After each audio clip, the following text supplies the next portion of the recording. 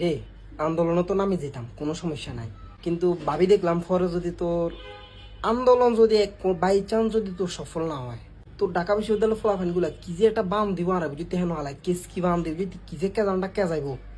আর সাজিদ আলম হাসনাত নাহিদ ভাই ইগিন জানমে সেঁতি রয়েছে, এই আনসারের অবস্থা কি হয়েছে এটা বুঝতি।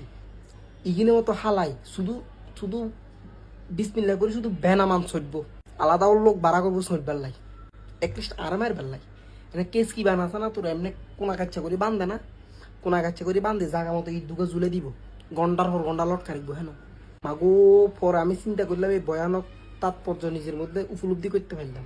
কারণ ইগিরের অবস্থা এখন যাওয়া হয়েছে, পুরো টক বগে রক্ত, যারে ভাবো তারা ছড়িয়ে নেব।